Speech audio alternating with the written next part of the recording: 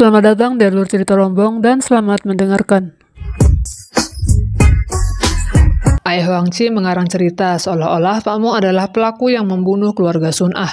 Pak Mo yang datang pun tak menyangkal semua cerita karangan Ayah Wangci. Baginya, tak bisa melindungi sahabatnya sama saja dengan membunuh. Terungkap juga jika Sun Ah bukanlah anak Pak Mo. Di area kompetisi keadaan tak terkendali. Jung memukul lawan dengan sangat brutal hingga harus dihentikan para guru. Karena insiden itu, para orang tua yang hadir pun segera membawa anaknya pulang.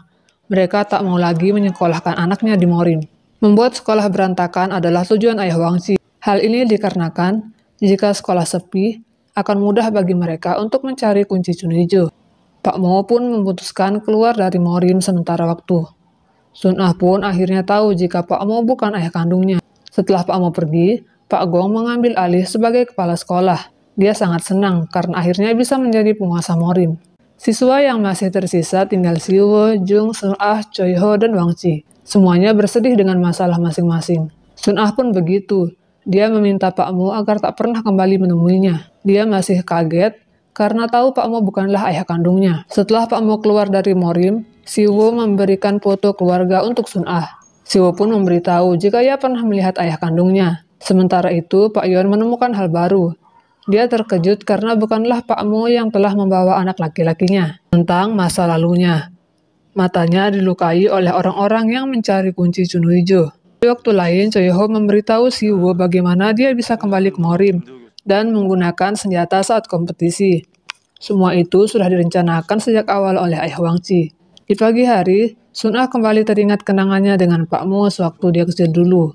Pak Mo memberi boneka bernama Yon, dan sampai sekarang masih disimpan dengan rapi. Sementara itu, Pak Gong memulai pencarian kunci yang disembunyikan Pak Mo. Sedangkan Pak Mo kini sibuk mencari anak laki-laki Pak Yon. Pak Mo tak tahu jika Siwo adalah anak yang selama ini dia cari.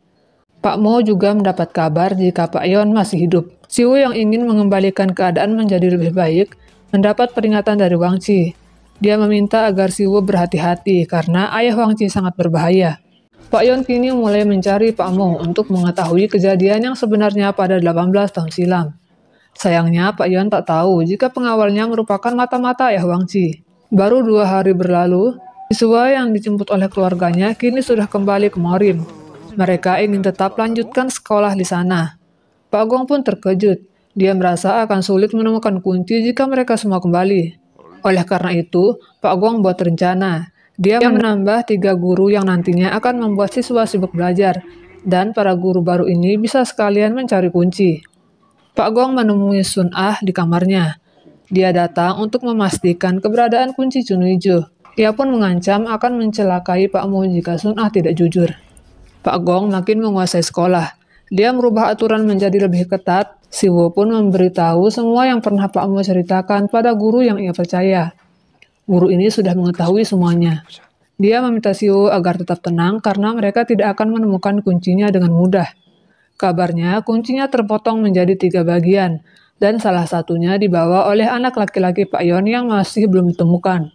Setelah melakukan pencarian cukup lama, Pak Mo pun mendapat kabar jika Ayah Sonduk mengetahui kejadian 18 tahun lalu. Kini, Pak Yon akan masuk ke Morim.